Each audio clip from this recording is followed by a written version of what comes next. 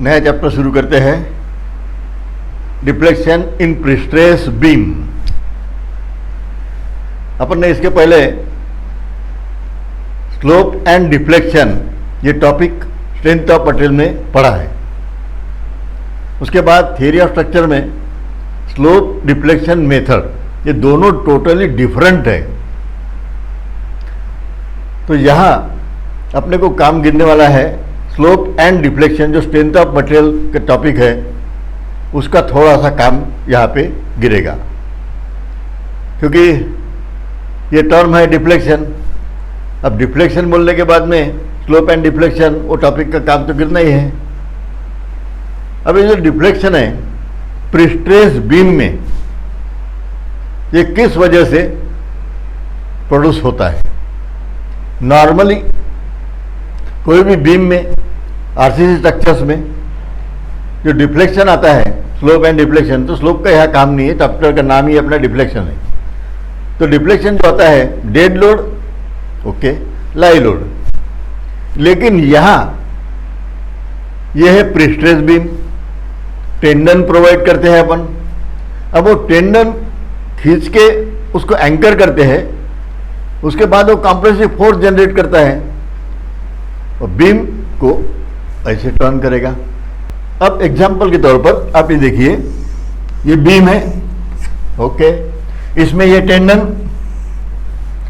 यहाँ फोर्स लगाएंगे, ये कंप्रेसिव फोर्स जनरेट होता है। पहले टेंसाइल खींच लेते हैं अपन, एंकर करने के बाद कंप्रेसिव फोर्स जनरेट होता है। अब ये जो फोर्स है ये सेंटर लाइन से नीचे एक्ट हो रहा है। अगर नीचे एक्ट हो रहा है तो ये ऐसे मूवमेंट प्रोड्यूस करेगा। अब इस टाइप के अगर मूवमेंट है तो नेचुरली ये जो बीम है, beam will deflect like this. ये इसका डिफ्लेक्टेड शेप बन जाएगा, जो भी है अपर डायरेक्शन में, बराबर है। तो टेंडन की वजह से जो डिफ्लेक्शन आएगा वो मोस्टली, नॉट ऑलवेज, अब टेंडन की पोजीशन पे डिपेंड करेगा, वो जैसे थियरी होंगी उसी वक्त मैं बता दूंगा। Mostly we get deflection in upper direction. और डेड लोड, लाई लोड, ये डाउनवर्ड डायरेक्शन में ऐसे एक्ट होते हैं। यहाँ पर डेड लोड, लाई लोड, इससे बीम का जो शेप बनता है ये ऐसे बनेगा, okay. This is shape due to dead load and live load. तो डिफ्लेक्शन यहाँ पर डाउनवर्ड डायरेक्शन में मिलेगा, बराबर है, और प्रीस्ट्रेस से अपवर्ड मिलेगा। ये अपन बाद में और देखने वाले हैं। तो नॉर्मली जब आरसीसी स्ट्रक्चर्स रहता है सिंपली, तो वहाँ पर डेड लोड और लाई लोड से कितना डिफ्लेक्शन आता है वो देखते हैं। लेकिन प्रीस्ट्रेस होने की वजह से टेंडन बीम को ऐसे डिफ्लेक्ट करेगा, ओके। ये टेंडन समझ में आ गया।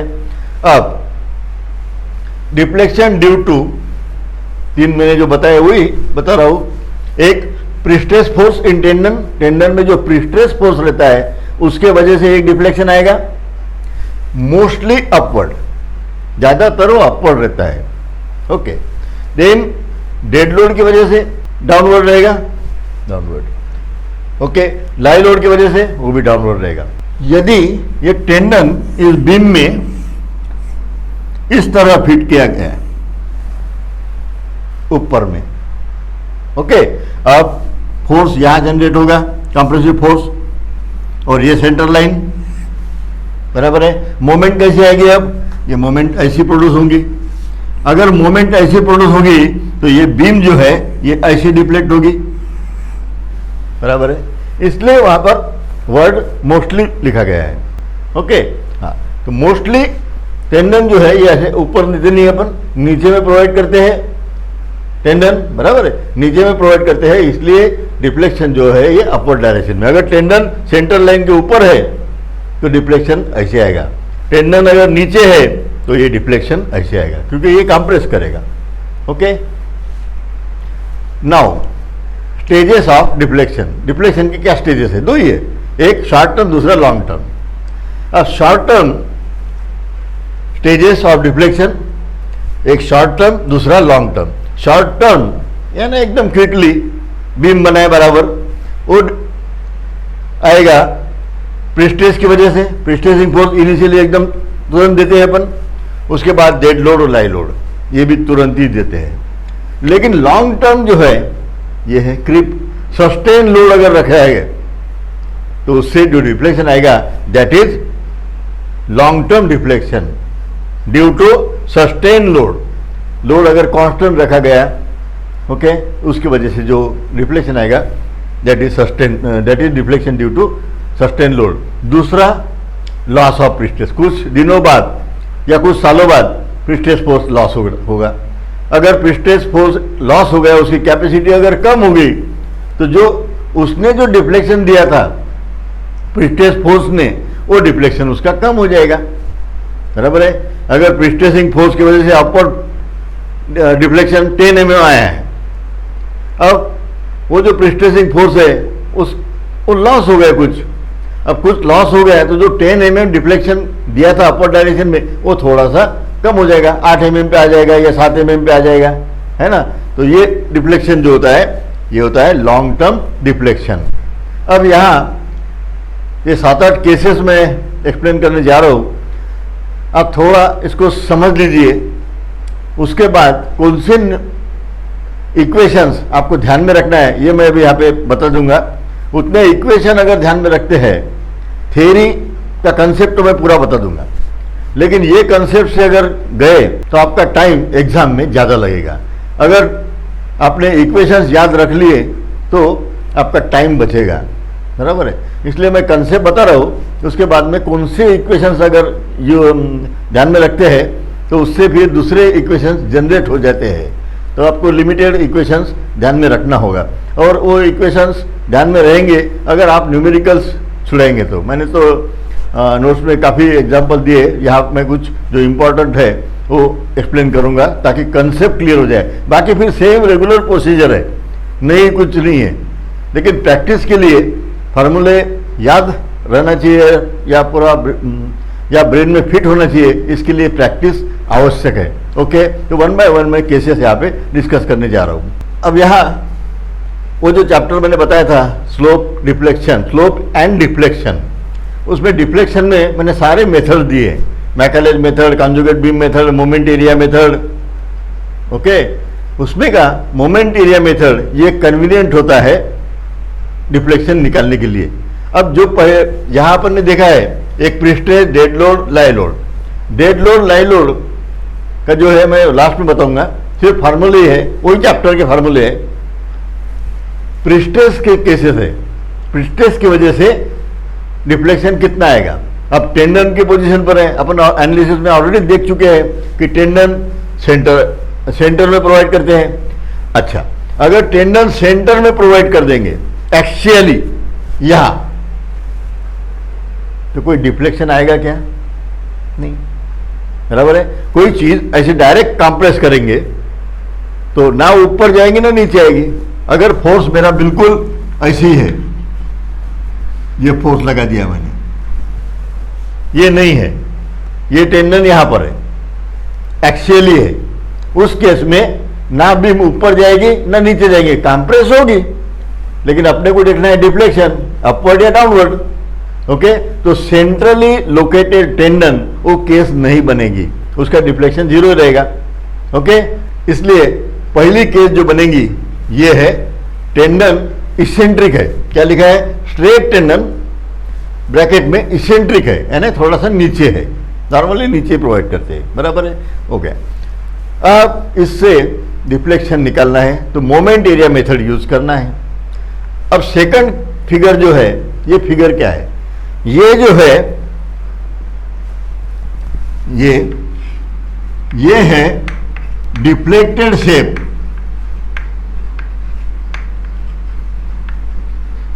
Of beam. ये टेंडन नहीं है, ये कलर सेम हो गया, ठीक है, लेकिन ये जो है ये मैं इसको भी व्हाइट कर देता हूं ताकि बीम का जो कलर है अपना व्हाइट, वो कलर आ गया, यानी कंफ्यूजन ना हो। ओके, ये बीम है, बीम की लाइन डायग्राम निकाली मैंने। ये जो बीम है इसकी लाइन डायग्राम, इसके टेंडन नहीं देखा गया, बराबर है। अब इसमें आप देखिए मोमेंट एरिया मेथड का फिर से मैं थोड़ा सा रिपीट करता हूं। मोमेंट एरिया मेथड ने क्या बताया है? Intercept on vertical axis of the tangent is equal to moment of m/ei diagram. कुछ याद आ रहा है? आपने देखा नहीं होगा तो वो वीडियोस देखिए मोमेंट एरिया मेथड के। अब ये एक टेंजेंट है, this tangent I draw suppose to be A point, B C point और बी पॉइंट। ए पे निकल लिया ये सी पॉइंट, इधर बी रहेगा। ओके, ए पॉइंट पर एक टेंजेंट निकाल लिया, बराबर है, ये ऐसे टेंजेंट आएगा। दूसरा सी पॉइंट पर टेंजेंट निकालेंगे तो हॉरिजॉन्टल लाइन मिलेगी, कर्वेचर ऐसे है बीम का। तो ये हॉरिजॉन्टल टेंजेंट एक और दूसरा ये टेंजेंट। अब ये टेंजेंट्स मुझे ये वर्टिकल लाइन पे कहां पर इंटरसेप्ट हो रहे? एक टेंजेंट यहां इंटरसेप्ट हो रहा है इस पॉइंट में, दूसरा ये टेंजेंट आके इस पॉइंट में। अब ये जो इंटरसेप्ट होता है इट इज द डिफ्लेक्शन, क्योंकि ये डी है और ये डी सेम है। तो अपने को निकालना क्या है? ये अपने को निकालना ये है, बराबर है। लेकिन ये निकलेगा और ये वैल्यू सेम रहती है। ओके, ये मोमेंट एरिया मेथड का कंसेप्ट है। अब मोमेंट एरिया मेथड को यूज करना है, उसको ऑपरेट करना है, तो अपने को लगती है m/ei डायग्राम। कौन C diagram? m/ei diagram.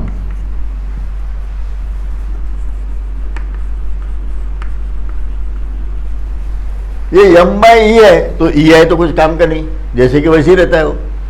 Okay, m means moment, तो बेंडिंग मोमेंट डायग्राम निकाल लेंगे and that diagram itself it is m/ei diagram, simple. अब बेंडिंग मोमेंट इसके वजह से कैसी आएंगी? ओके, अपन ने एनालिसिस करते समय इसको क्या किया था? इस लोड को यहां से हटा दिया, ओके, हटा के सेंटर में रख दो, बराबर है, सेंटर में रख दिया मैंने। यहां पे P लगा दिया, यहां पे P लगा दिया। लेकिन ये डिफरेंस हो गया अभी, इसके साथ में देना होगा अपने को मोमेंट। अब P ऐसे था तो ऐसे टाइप की मोमेंट रहेगी, बराबर है। यहां पे मोमेंट ऐसे जनरेट होगी। ये मोमेंट कितनी रहेंगी? P into this distance E, PE, या तो P इंटू E, और ये मोमेंट रहेंगी PE। ओके, तो इस लोड को अपन यहां पे शिफ्ट कर सकते हैं, ये बहुत बार बता चुका हूं। ओके, अब यहां पर through out the length moment कितनी रहेंगी? ये फोर्स मोमेंट देगा क्या? P, ये वाला P, ये मोमेंट नहीं देगा, ओनली दिस वन। तो through out the length moment की वैल्यू क्या रहेंगी? PE, बराबर। यहां पर मोमेंट कितनी है? P। यहां पर लेते हैं इधर का पार्ट कंसिडर करके P, ये भी P, बराबर है। तो सारी मोमेंट जो है ये रहेंगी अपनी PE। तो यहां लिख देता हूं PE। ये है अपना ऑर्डिनेट, ये हो गई अपनी बेंडिंग मोमेंट डायग्राम। एक्चुअली ये बेंडिंग मोमेंट डायग्राम इसी को बोलते हैं m/ei डायग्राम, यानी सारे ऑर्डिनेट जो है उसको डिवाइड करना है E से, बराबर है। तो उस बेंडिंग मोमेंट डायग्राम जो है उसको ही ei डायग्राम। ओके, और इसका जो शेप है बेंडिंग मोमेंट का, ये मैं पहले चैप्टर में बता चुका हूं। जो टेंडन का शेप रहेगा वही शेप इधर रहेगा, या तो रिवर्स भी है। बेंडिंग मोमेंट का जो शेप रहता है वही शेप टेंडन का रहता है। ओके, अभी टेंडन स्ट्रेट है, ये भी डायग्राम स्ट्रेट बनेगी। ओके, अब next step moment area method ने क्या बताया है कि deflection is equal to A X bar by EI। This is nothing but actually it is not deflection, it is the intercept on vertical line. Vertical line पे intercept है ये, लेकिन उसी को अपन डिफ्लेक्शन भी बोल सकते हैं क्योंकि ये डिफ्लेक्शन सेम रहने वाला है। ओके, तो ये वर्टिकल लाइन पे टेंजेंट कहां पे कट हो रहे हैं? एक टेंजेंट यहां कट हो रहा है, दूसरा टेंजेंट यहां कट हो रहा है। ओके, और ये दो इंटरसेप्ट जो है जहां पे कट हो रहा है ये डिस्टेंस यानी ये डेल्टा या तो वाई, ओके, डेल्टा अपन यूज करेंगे यहां पर। अब ए एक्स यानी moment of that diagram, M by A diagram with respect to moment लेना है तो कभी भी अपने को परपेंडिकुलर डिस्टेंस लगेगा, कहां से गिनना है, ओके। तो ये डिस्टेंस अपना यहां से गिनना है क्योंकि इंटरसेप्ट कहां लिया है, यहां पर। तो मोमेंट का जो पॉइंट है या रेफरेंस लाइन है ये रहेंगे, यहां से डिस्टेंस लगेगा दो टेंजेंट के बीच वाला एरिया। अब दो टेंजेंट के बीच वाला एरिया बोल तो ये ऐसे एक लाइन निकाल लेंगे, ये इधर एक लाइन निकाल लेंगे और ये एरिया जो है ये अपना कंसीडर करना होगा ए एक्स, ओके। अब ये लेंथ कितनी है, ये है l/2, ओके, l/2 लेंथ है। अब इस ये एरिया का सेंट्रॉइड कहाँ है, यहां। ये डिस्टेंस कितना रहेगा, l/4 बराबर है, क्योंकि ये l/2 है, l/2 divided by 2 again, okay. So l/4 यहां पे सेंटर रहेगा। एरिया कितना रहेगा, ये हाइट इंटू डिस्टेंस, ओके। अब इसको मैं ऑपरेट करता हूं। अब देखो area of this diagram it is equal to P into E बराबर है मल्टीप्लाई बाय l/2। ये हो गई एरिया ऑफ द डायग्राम, हो गया एरिया डिवाइडेड बाय ये जो है ये तो रहेगा ही अपना, ये EI ये रहेगा। अपन ऊपर का निकाल रहे AX, ओके। तो ये एरिया हो गए। अब इस बार सेंट्रॉइड कहां से, यहां से कितना है l/4 मल्टीप्लाई करेंगे बराबर है। व्हेन वी सॉल्व दिस, इसको जैसे ही सॉल्व करेंगे तो डिफ्लेक्शन इज इक्वल टू क्या आएगा, PE l स्क्वेयर बराबर है, ये l square PE 2 into 4 it is 8 at denominator side और ये है तो ही। ये है अपना equation for computing deflection for this case. ये केस के लिए डिफ्लेक्शन ऐसे बनेगा बराबर है। अब ये तो मैंने बता दिया। अब आगे के केसेस में इतना डिटेल न जाते हुए अब मैं डायरेक्ट डायग्राम मोमेंट एरिया का कंसेप्ट तो बता दिया, इसके भरोसे पे आ रहे हैं। अगर अपने को ये डायग्राम पता है ओनली तो अपन ये ऑपरेट कर सकते हैं। अब मैं इतना ही बताऊंगा बराबर है। ये केस नहीं कंसिडर करने की जरूरत नहीं है क्योंकि ये कंसेप्ट के लिए है बराबर है। अब ये केस जो है यहाँ पर टेंजेंट वगैरह, यहाँ पे इंटरसेप्ट वगैरह लेना ये पता चुका हो, तो ये डायग्राम अपन अभी फॉरगेट करेंगे, उसको इग्नोर करेंगे और डायरेक्टली ये से कैसे आता है ये अपन देखेंगे, okay. Next case triangular tendon. अगर टेंडन ऐसे ट्रायंगुलर है तो आपको याद जो करना है इक्वेशन, मैं यहाँ पे स्टार कर देता हूँ, ये एक इक्वेशन याद रखना है। एक अगर स्ट्रेट टेंडन है तो डायरेक्टली डिफ्लेक्शन अगर निकालना है आपको पता रहना चाहिए पी स्ट्रेस कितना लगा है, इसेंट्रिसिटी कितनी है, यल कितना है, EI दिया रहेगा, okay. You would be able to find out deflection. अब नेक्स्ट केस यहां पे हो गया। और एक चीज पहले ही टॉपिक में बताया हमने कि ये इंक्लाइन फोर्स रहते हैं, लेकिन ये जो एंगल है ये बहुत ही शॉर्ट रहता है, बहुत कम रहता है। इसलिए P cos थीटा और थीटा की वैल्यू अगर इक्वल टू 0 है, नियरेस्ट टू 0, तो 1 हो गए cos 0 की वैल्यू। तो ये P जो है इसको अपन इसका हॉरिजॉन्टल जो कंपोनेंट है इसको भी P कंसीडर करते हैं। अब बताना वैसे है, इंक्लाइन बताना है, लेकिन यहाँ का एंगल कम होने की वजह से P cos थीटा इसका कंपोनेंट है और cos थीटा की वैल्यू 0 होती है, नियर अबाउट 0, तो cos थीटा 0 की वैल्यू 1 आती है, तो P cos थीटा बोले तो P इंटू 1 और P, तो ये हॉरिजॉन्टल कंसीडर करते हैं। मोमेंट वगैरह लेने के लिए काम में आएगा, इसलिए मैंने ये कंसेप्ट बताया। नहीं तो आपको कंफ्यूज हो जाएंगे इंक्लाइन फोर्स है फिर मोमेंट कैसे ले रहे है ना, उसका परपेंडिकुलर तो लिया नहीं, वो नहीं है। ये हो गया।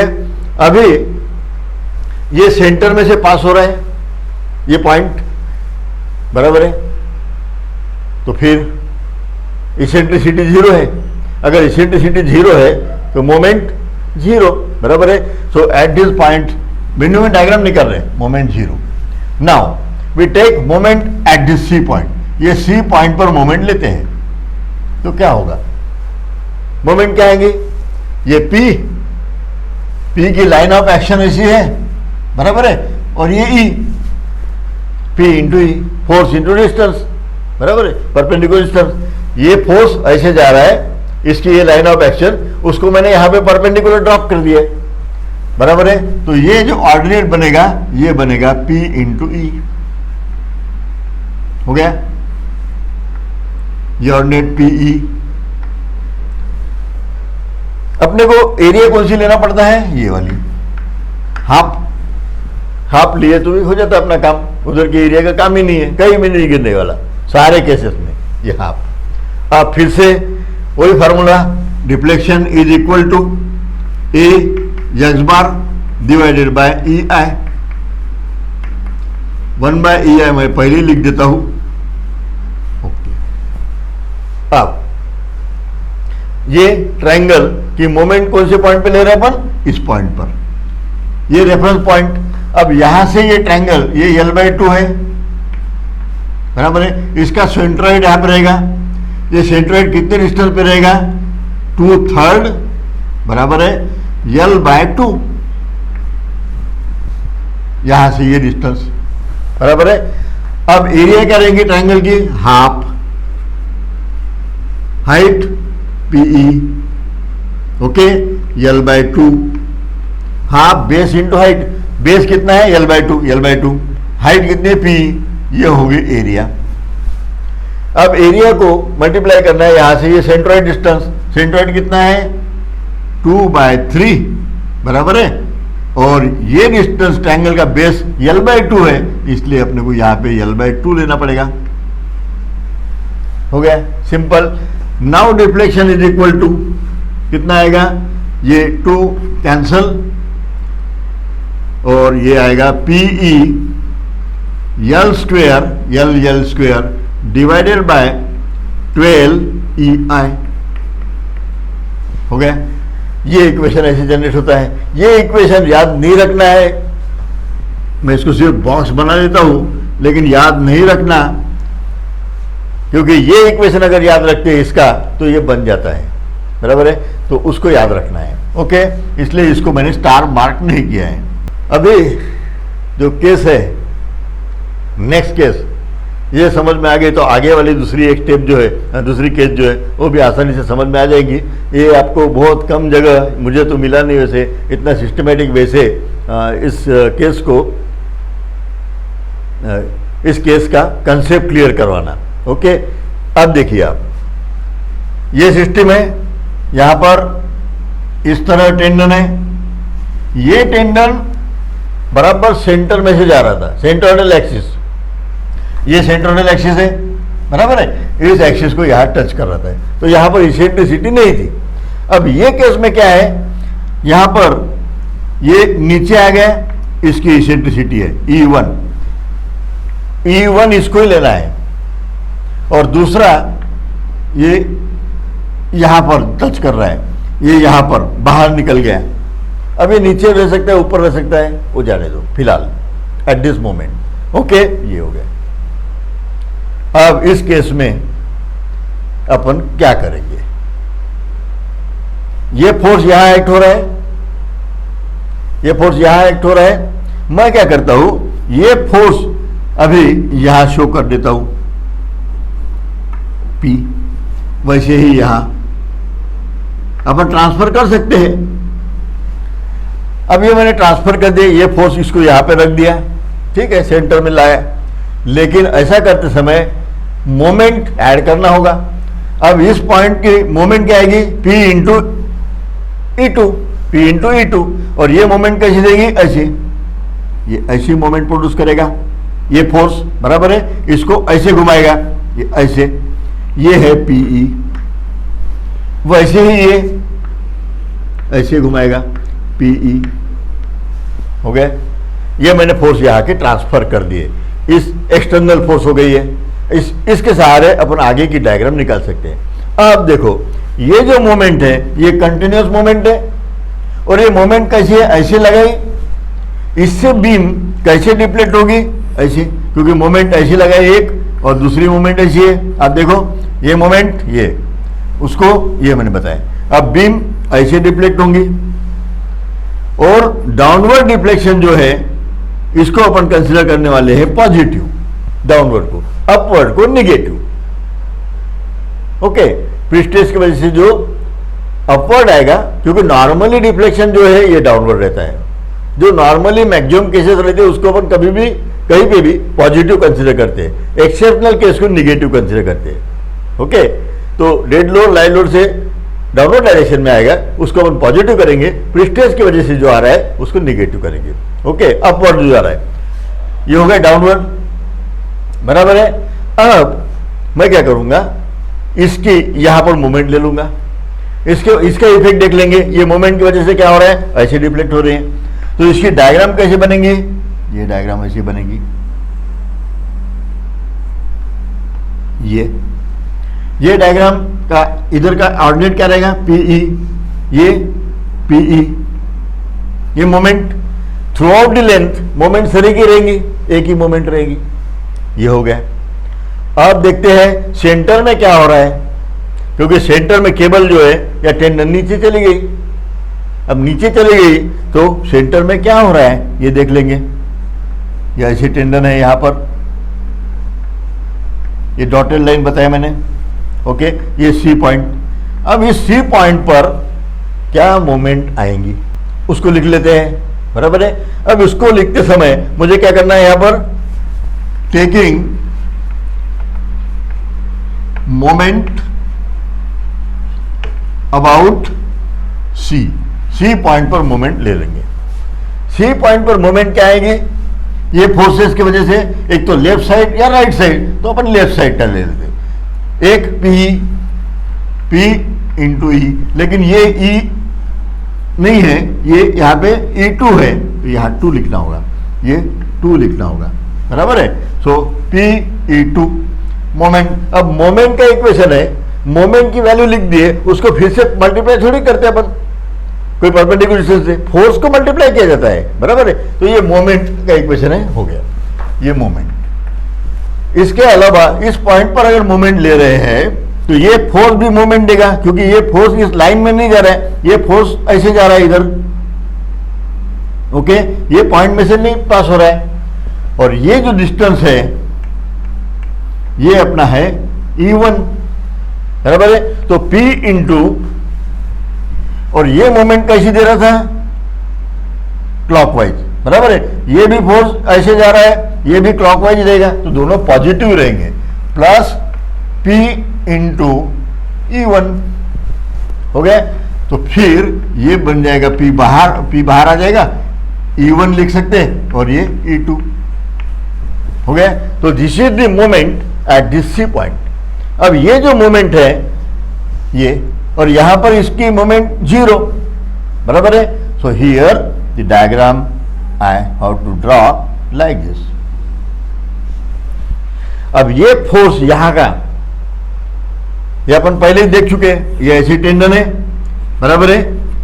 इसका रिजॉल्व करते हैं फोर्स, तो ऐसे बनेगा कंपोनेंट।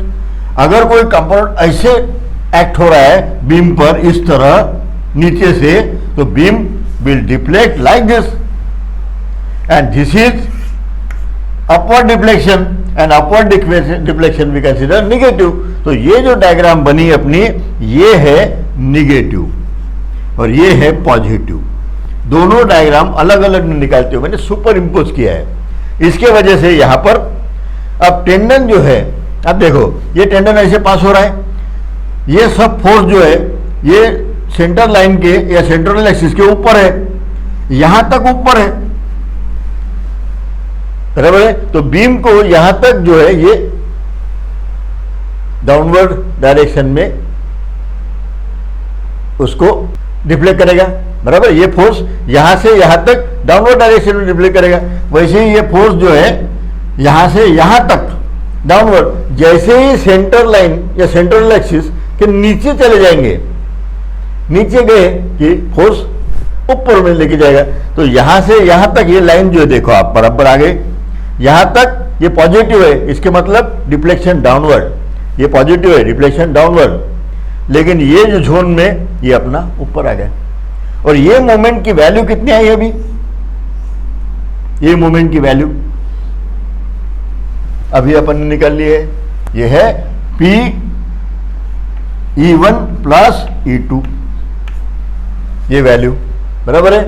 अब ये दो डायग्राम है, दोनों डायग्राम का मोमेंट अपने को ये पॉइंट पे लेना है और ये सेंटर बराबर है। तो पहले मैं ये डायग्राम ले लेता हूं, ये वाली,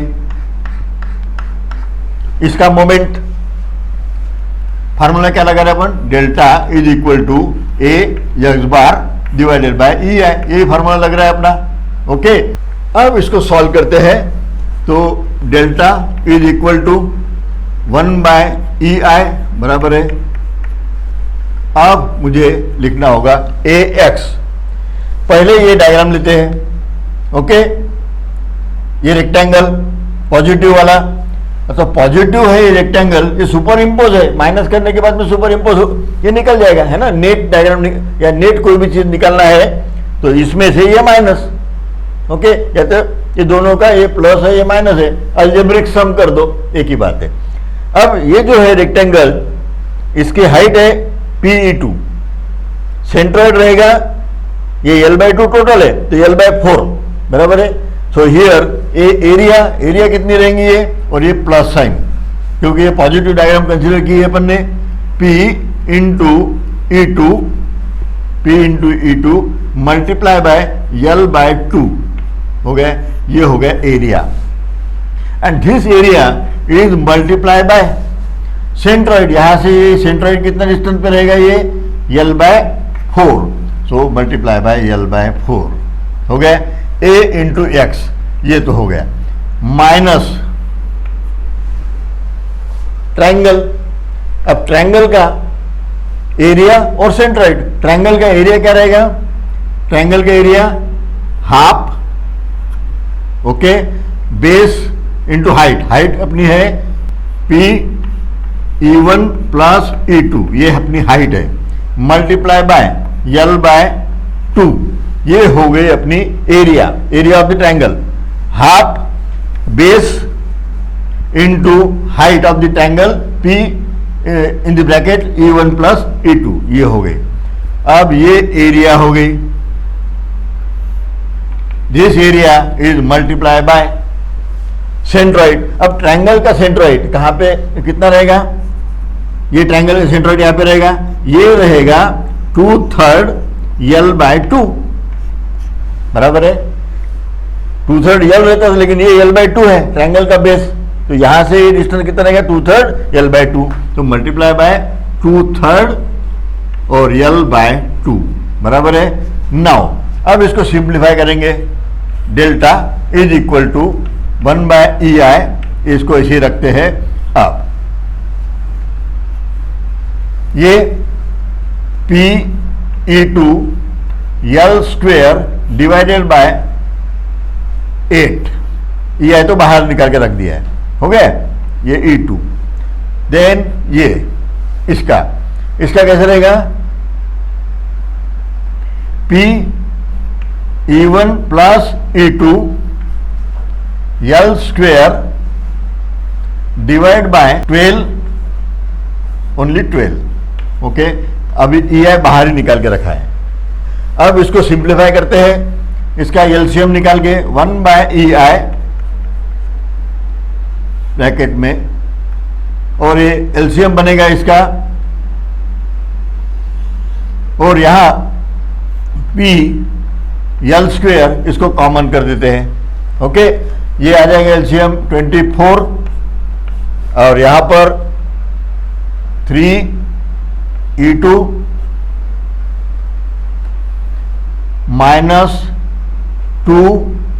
-2E1 -2E2, ओके। अब इसको सॉल्व करते हैं, 1/EI is equal to PL² divided by 24 हो गया। और यहाँ पे इनका आंसर क्या आने वाला है, ये 2 और 2 माइनस, तो ये -2E1, -2E1 ये टर्म रहेंगी, और ये पॉजिटिव टर्म है, तो इधर में मैं ये +E2 जोड़ देता हूँ, हो गया। So this is the equation for computing deflection for this tendon. अब ये इक्वेशन आपको याद रखना है, क्योंकि अगर न्यूमेरिकल ऐसे आता है तो फिर ये इक्वेशन काम में नहीं आएगा। लेकिन ये अगर पता है, ये टेंडन यहां पे E2 है, ये E2 0 होता है, E2 की वैल्यू 0 होती है, तो ये केस हो गई, बराबर है। अब इस इक्वेशन में E2 की वैल्यू अगर 0 कर देते हैं, बराबर है, तो ये 0 हो गई, ये बचेगा, ये 2 जो है इसको डिवाइड करके 12 बनेगा, बराबर है। तो यही इक्वेशन अगर याद रखते हैं तो बेटर है। ओके, अब इसमें आंसर जो है प्लस माइनस ये ऑटोमेटिक बराबर आ जाएगा, तो यहाँ पे स्पेशली माइनस लिखने की जरूरत नहीं है। ओके, यहाँ पे माइनस लिख सकते हैं अपन, क्योंकि ये डायग्राम बनती है माइनस, बराबर है, ये माइनस, ये माइनस। ये जो टर्म है, अगर डिफ्लेक्शन अपवर्ड है या डाउनवर्ड है, अगर आंसर इसका पॉजिटिव आता है, इफ आंसर कम्स पॉजिटिव, तो अपन बोलेंगे डिफ्लेक्शन डाउनवर्ड। अगर आंसर निगेटिव आता है तो डिफ्लेक्शन अपवर्ड। तो यहाँ इधर में प्लस माइनस लिखने की जरूरत नहीं, क्योंकि इसका इफेक्ट यहाँ पर अपन ने ऑलरेडी ले लिया है, बराबर है। ये जो है यहाँ पर माइनस लिखना होगा, क्योंकि ये सारे डायग्राम जो है ये निगेटिव डायग्राम है अपनी, है ना। डिफ्लेक्शन अपवर्ड यानी हॉगिंग टाइप का नेचर है। ओके, ये ऐसे है तो ये डिफ्लेक्टेड है, वैसे बनेगा, ये हॉगिंग है, तो ये निगेटिव डायग्राम थी अपनी, और ये निगेटिव का कैलकुलेशन करके यहाँ पे माइनस रहेगा। तो ये इक्वेशन ध्यान में रखना है, और ये इक्वेशन ध्यान में रखेंगे तो आपको ये इक्वेशन ऑलरेडी जनरेट हो जाएगा उससे। तो एक इक्वेशन अपना या ये एक थोड़ा सा काम कम हो जाता है। ओके, कुछ और बचे हैं, उसका भी मैं कंसेप्ट क्लियर करवाता हूँ, फार्मूले लिख के देता हूँ। ओके, अब ये अगर इस तरह की केबल अगर है तो बेंडिंग मोमेंट डायग्राम का शेप जो बनता है, केबल का जैसा प्रोफाइल रहेगा वैसे, केबल का प्रोफाइल जैसा ट्रापेजॉइडल है उसका उल्टा बनता है, ये अपन देख चुके हैं एनालिसिस में। अब ये बेंडिंग मोमेंट डायग्राम, इसका ये मोमेंट की वैल्यू जो आती है P इंटू ई, इस पॉइंट पर मोमेंट लेना है P से, ये P जो है ये अपना हॉरिजॉन्टल रहता है। ओके, तो P into E the moment, बराबर, 0 से ये मोमेंट। अब फिर से वही कंसेप्ट लगाना है, AX divided by EI, that is deflection. Okay, अब यहाँ पर मैंने सिर्फ बताया है, ये ट्रायंगल एक है, ट्रायंगल का सेंट्रोइड कितना रहेगा 2/3 L1, ये L1 और ये L2। L2 बोले तो ये हाफ है, टोटल नहीं, ये हाफ पोर्शन ले आए, क्योंकि अपन जो प्रोफाइल देखते हैं, टेंजेंट जो कट करते हो सेंटर में कट करते हैं, सेंटर का ही डिफ्लेक्शन निकालना है, बाकी जगह का और बहुत कॉम्प्लिकेटेड हो जाएगा। एरिया वगैरह निकालना कंसेप्ट वही रहेगा, लेकिन सिंपल सिर्फ सेंटर में ही डिफ्लेक्शन, ये भी यही सफिशियंट है। अब ये L/2 यानी ये हाफ है ना, ये टोटल यहाँ का ये हाफ। अब ये जो है ये कितना भी रह सकता है ना, 1/3 रहेगा, ऐसी कोई गारंटी नहीं है, इसलिए मैंने ये जनरलाइज इक्वेशन लिख दिया है। ओके, इसमें L1 L2 और ये इक्वेशन जो है इससे अपने को मिल जाएगा डिफ्लेक्शन। यदि ये जो डिस्टेंस है A और ये बीच वाला, ये 3 पार्ट में अगर बराबर कट कर दिए, यानी ये डिस्टेंस हो जाएगा फिर L/3, ये डिस्टेंस यहाँ से यहाँ तक L/3 और यहाँ से यहाँ तक L/3। अगर ऐसा है तो L1 is equal to L/3, लेकिन L2 is equal to L/6, क्योंकि ये टोटल L3 है, अपने को L2 यानी हाफ लेना है, तो L3/2 बोल तो L/6। तो L1 की वैल्यू L2 की वैल्यू यहाँ पर अगर पुट करते हैं तो अपने को ये मिल जाएगा इक्वेशन। ओके, नाउ अब ऐसे जो न्यूमेरिकल आते हैं, ऐसे न्यूमेरिकल में ये इक्वेशन तो याद रखना ही है। ओके, ये याद रखना है। इसके अलावा यहाँ पर पॉइंट लोड रहेगा, जब ऐसे पॉइंट लोड रहेंगे तो डायग्राम ऐसे बनेगी, और टेंडन का प्रोफाइल वैसे देना पड़ेगा। ये अपन एनालिसिस में देख चुके हैं। ये पॉइंट लोड है, ये पॉइंट लोड है, इक्वल मैग्नीट्यूड है। इस केस में पॉइंट लोड यानी डेड लोड बोलो या लाइव लोड, एक्चुअली वो डेड लोड नहीं रहेगा, लाइव लोड। ओके, तो यो लाइव लोड से कितना डिप्लेशन आएगा ये अपने को पूछा जा सकता है। तो उसका इक्वेशन है ये स्ट्रेंथ ऑफ मटेरियल मैंने टेबल में बताया है दोबारा यहाँ पे। तो ये अपने को एक याद रखना होगा, this is deflection for live load, तो यल ये, और ये deflection due to prestress force cable की वजह से, ये रहेगा अपना डिफ्लेक्शन अपवर्ड, सो निगेटिव, ये डाउनवर्ड, ये पॉजिटिव। इसकी आइडिया मैं दोबारा और एग्जाम्पल के टाइम में तो क्लियर करवा ही दूंगा कौन सा पॉजिटिव निगेटिव। इतना तो ध्यान में आ गया कि ऊपर में गया तो अपवर्ड हो गया तो निगेटिव, प्रीस्ट्रेसिंग फोर्स से अपवर्ड डिफ्लेक्शन आता है इसलिए निगेटिव कंसिडर करते हैं, और डेड लोड लाइव लोड से डाउनलोड आता है इसलिए पॉजिटिव, ये निगेटिव। ओके, अब ये केबल का प्रोफाइल पैराबोलिक, तो बेंडोमेंट डायग्राम पैराबोलिक बस। अब यहाँ पर मोमेंट अगर लेंगे तो P ऐसे रहता है ये, बराबर है, और ये डिस्टेंस E है, P ऐसे पास हो रहा है तो मोमेंट यहाँ पर आएंगे P इंटू ई, ये ऑर्डिनेट और ये जीरो। ओके, अभी अपने को ये इतना डायग्राम कंसिडर करके ये इक्वेशन लगाना है, deflection is equal to A X bar divided by E I, ये सिंपल इक्वेशन। अब ये इक्वेशन में 1 बाय ई आई, और ये डायग्राम जो है निगेटिव है तो ये माइनस साइन भूल जाते हैं बहुत बार, लेकिन बाद में नहीं भूलेंगे क्योंकि एग्जाम्पल में माइनस प्लस लेना ही पड़ता, वहाँ नहीं भूलेंगे अपन। ये ई आई, अब यहाँ पर ए एक्स निकालना है, एरिया ऑफ पैराबोलिक फिगर कितना रहता है 2/3, इट इज ट्रायंगल का हाफ, ये 2/3 of height PE, base L/2 हो गया, ये हो गया अपना area. It is to be multiply by, area को मल्टीप्लाई करना होगा परपेंडिकुलर डिस्टेंस से। ये कितना रहता है सेंट्रॉइड, ये रहता है 5/8 L/2, 5/8 L/2, सो 5/8 L/2 ये। ओके, अब जैसे ही इसको सॉल्व करेंगे delta minus 5PE L² divided by 48 EI, ये इक्वेशन। बस इसको सिंप्लीफाई किया तो ये इक्वेशन बन जाएगा, हो गया। अब ये इसका ऑलरेडी मैं एक्सप्लेनेशन दे चुका हूं ऐसी ट्रायंगल में, बराबर है। वैसे ही अब यहाँ पर भी ये लोड यहाँ पर है तो मैं इसको रिप्लेस करता हूँ यहाँ पे, ये यहाँ पे P बता दिया है, ठीक है, इधर में बता दिया P। अब ये मोमेंट कैसे रहेगा, ऐसे इस तरह, तो ये मोमेंट उसकी मैग्नीट्यूड रहेगी P इंटू ई, और ये है E2 तो E2 लिखना होगा।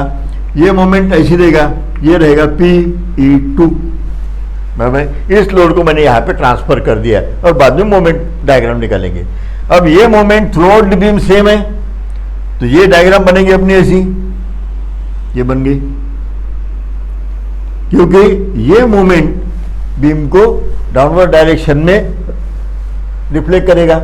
ये है पॉजिटिव, ये पॉजिटिव डायग्राम, इसका ये ऑर्डिनेट रहेगा P into E2, P into E2 moment, ये मोमेंट डायग्राम।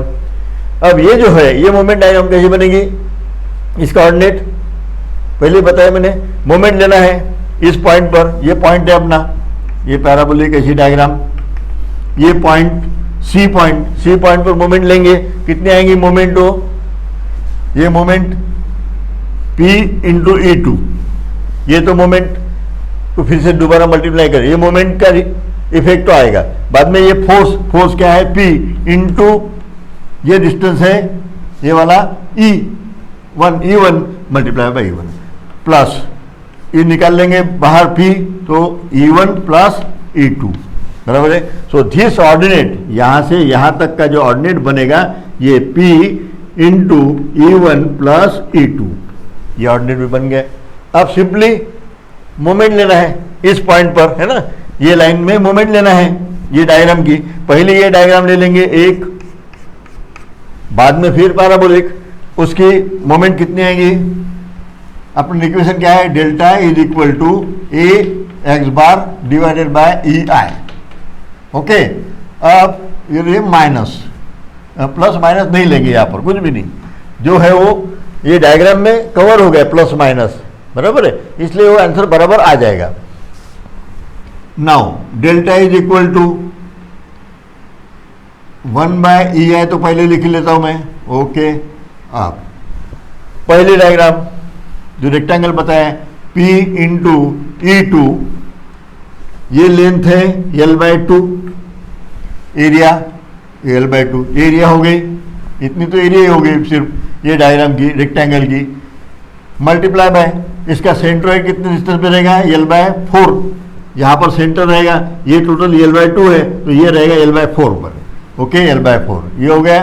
देन अब पैराबोलिक, ये पैराबोलिक के लिए एरिया करेंगे, एरिया ऑफ द डायग्राम 2/3, तो पहले 2/3, हाइट कितनी है P into E1 plus E2 बराबर है, हाइट भी आ गई, मल्टीप्लाई बाय L2, ये डिस्टेंस, ये हो गई एरिया सिर्फ।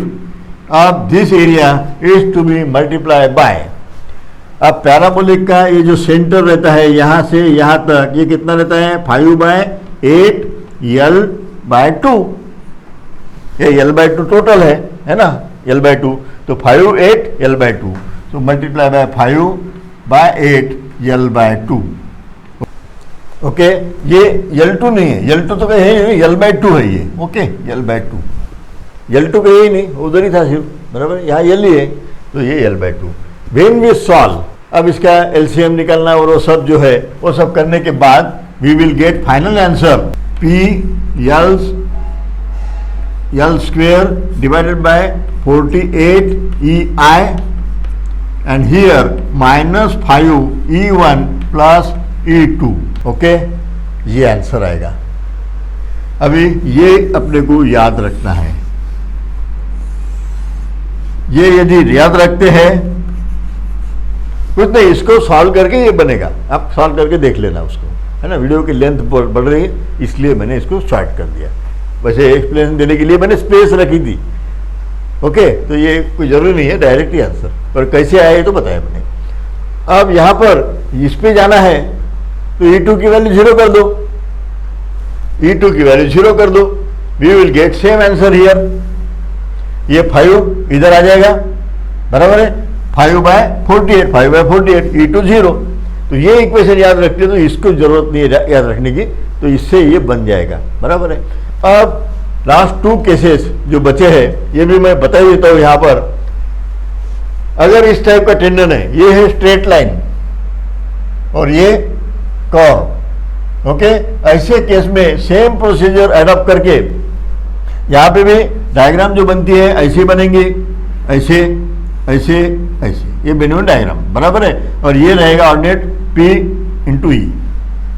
अब ये डायग्राम का मोमेंट लेना है, ये डायग्राम का मोमेंट लेना है, बराबर है, इस पॉइंट पर।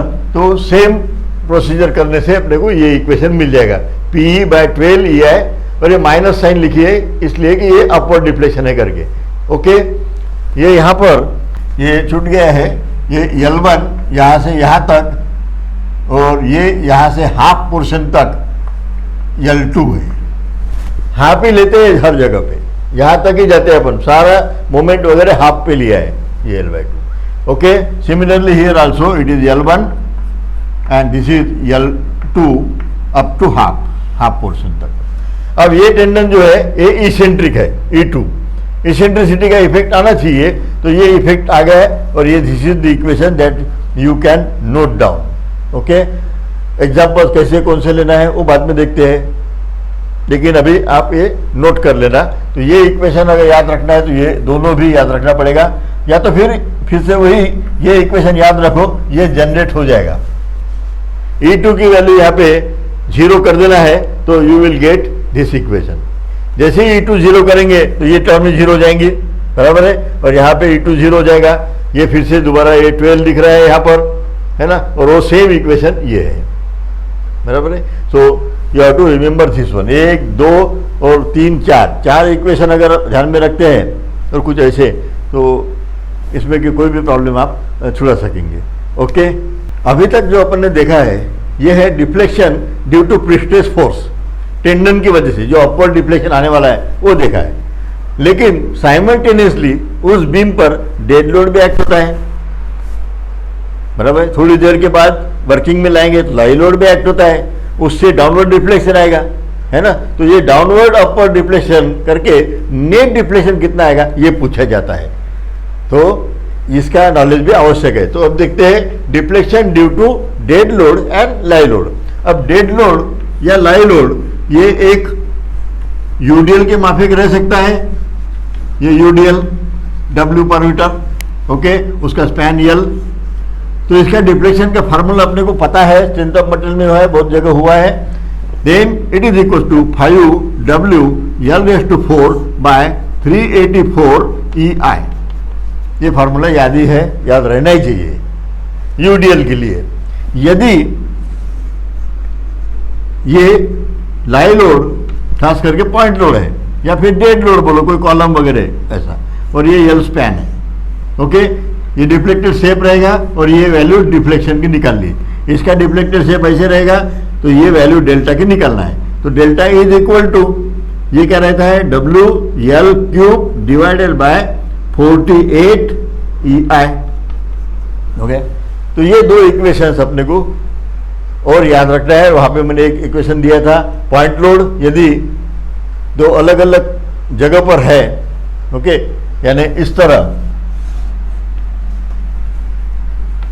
ओके, ये एक चांस है W का, तो उसका डिफ्लेक्शन का फॉर्मूला मैंने दिया है। ये डिस्टेंस A, ये जो है ये फार्मूला, इसके लिए डिफ्लेक्टेड शेप ऐसे बनेगा और ये डिफ्लेक्शन, ओके।